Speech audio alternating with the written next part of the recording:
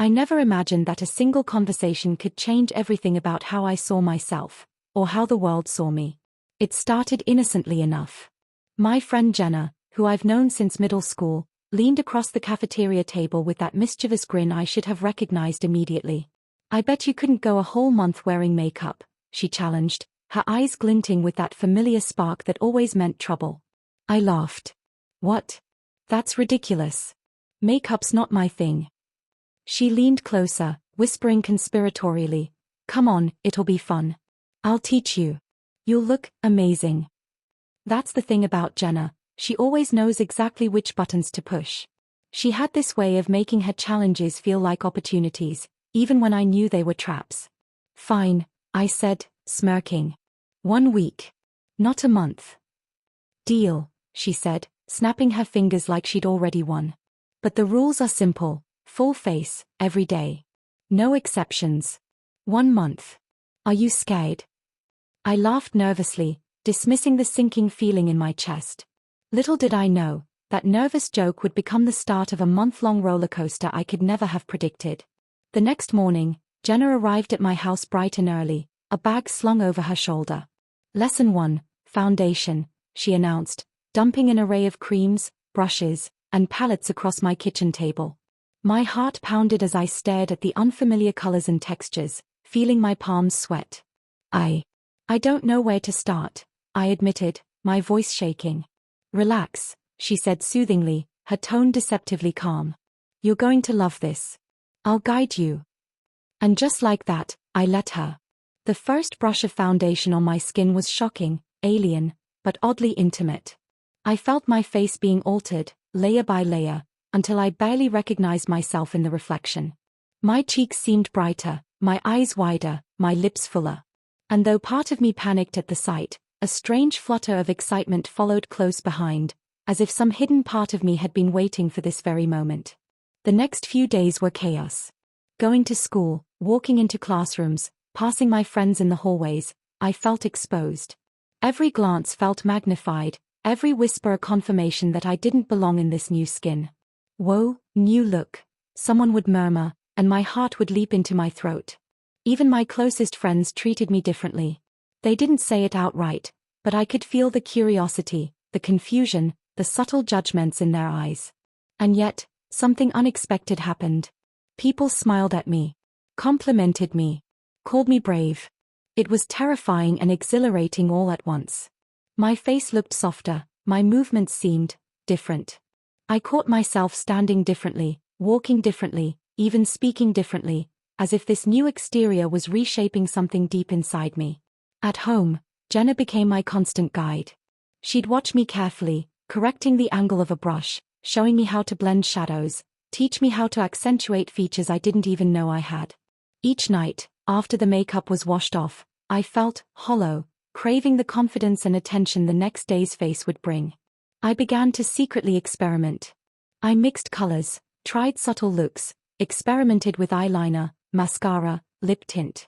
Each discovery sparked something electric inside me, a thrill I didn't understand, a sense of curiosity and empowerment that I'd never let myself feel before. I spent hours in front of the mirror, studying the way light hit my cheekbones, the way mascara framed my eyes, the way blush brought warmth to my face. Every swipe of color felt like reclaiming a part of myself I'd never realized existed. By the second week, I started leaving small hints of my new identity outside my room, a lightly tinted lip balm before school, a subtle shimmer on my eyelids, and watching the reactions. Friends' eyes lingered a fraction longer, compliments were a little more genuine, and strangers smiled a little brighter. It was intoxicating. And terrifying. Because each day, I felt less like the person I'd always been and more like someone entirely new. By the third week, my confidence was growing. I ventured out of my comfort zone entirely. Weekend shopping trips became experiments in courage. I tried bolder looks, paired skirts and sweaters, learned the art of blending colors and textures. People I'd never spoken to smiled at me, commented on my style, on my courage to experiment. One afternoon, I found myself at a small cafe, waiting for a friend. I caught my reflection in the window and froze. The girl staring back at me wasn't me, but she was. My eyes, my smile, my quirks, but softer, brighter, bolder. I realized I could command attention without fear, that my choices, my exploration of identity, were mine alone. And yet, I was still walking a delicate line. Every compliment, every lingering glance, made my heart race. Was I performing? Was this really me? Or just a mask that Jenna had forced me to wear? I didn't have the answers. I only knew that I felt alive. The climax came unexpectedly. I was walking through school, makeup perfectly applied for the first time, feeling confident and almost untouchable. And then, I ran into my old best friend, Marcus, who hadn't seen me in weeks. "Whoa," he said, eyes wide. "Is that you?" My stomach dropped. I could feel the heat rushing to my face. Yeah," I mumbled, unsure of how to bridge the gap between my old self and this new persona. He studied me, his gaze lingering.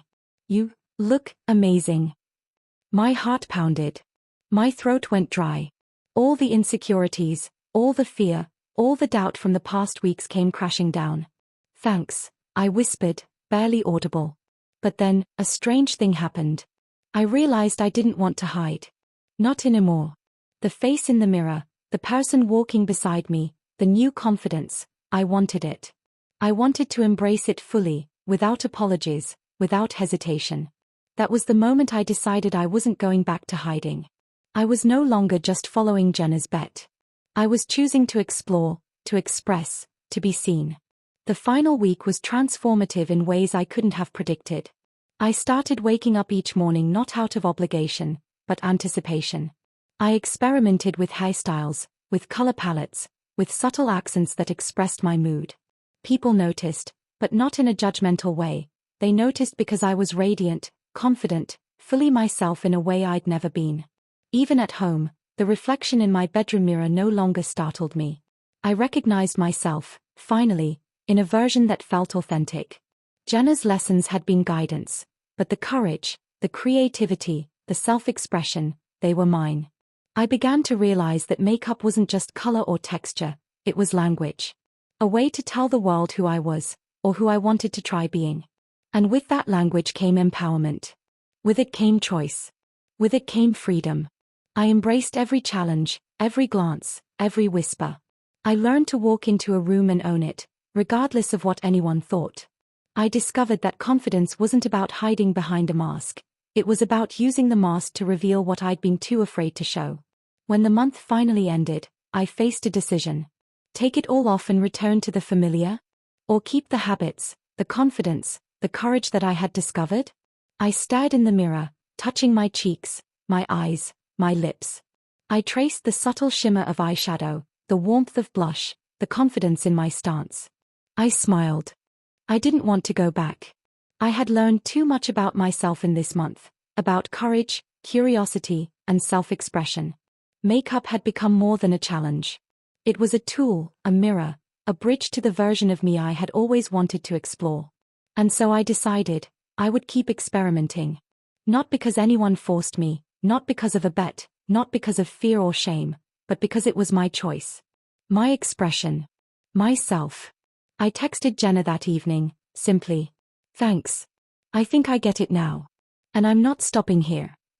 Her reply came instantly, "I knew you would. Proud of you." Looking back, I realized something important. The bet wasn't about makeup at all. It was about courage. About exploration. About opening a door I didn't know existed inside me. About discovering the power of choice, the thrill of curiosity, the freedom in embracing self-expression without fear. The month changed more than my appearance. It changed how I saw myself. It changed how I moved through the world. It changed my confidence, my curiosity, and my courage. And most importantly, it taught me that sometimes the most transformative journeys begin with a single, terrifying challenge, and the willingness to say yes.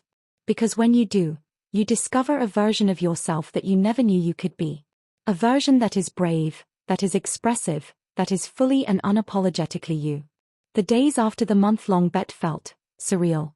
I woke up one morning, stretched, and instinctively reached for the makeup bag I had hidden in the back of my drawer.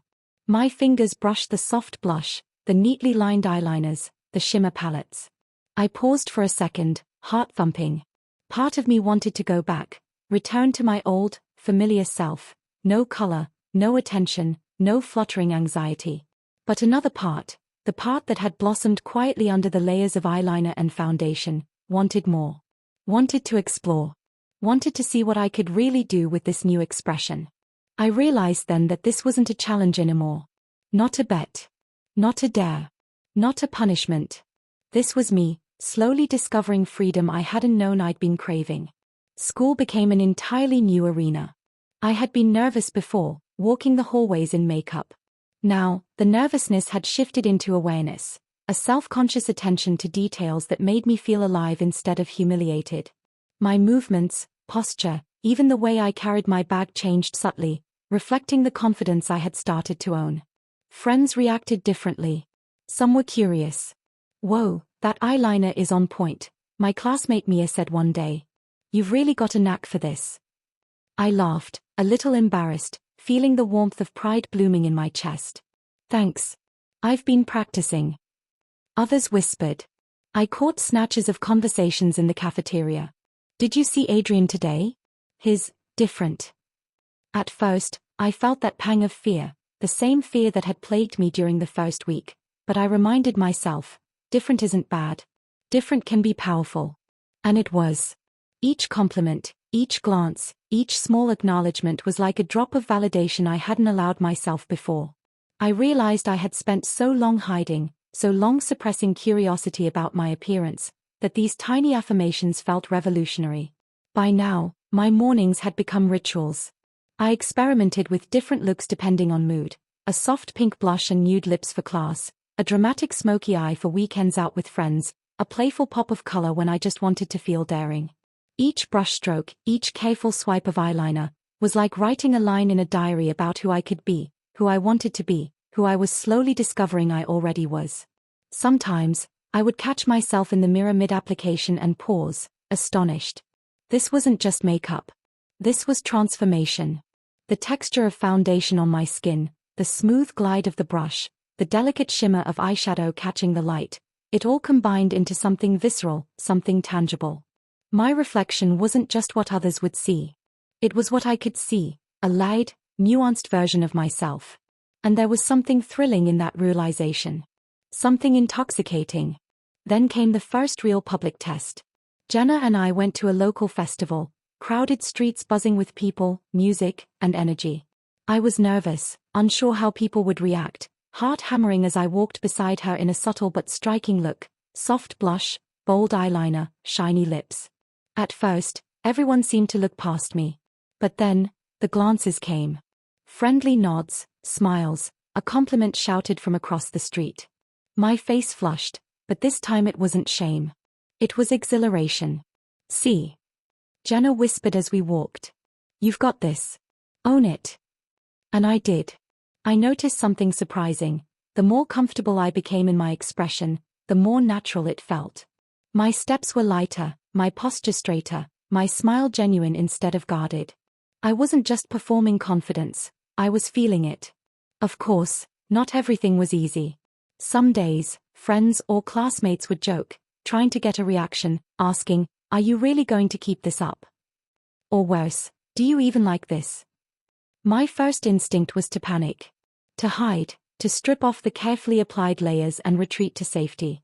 But a deeper voice, quiet but firm, stopped me. "You've chosen this. You're allowed to explore. You're allowed to be yourself." I learned to answer with calm confidence, "Yeah. I like this. It's me."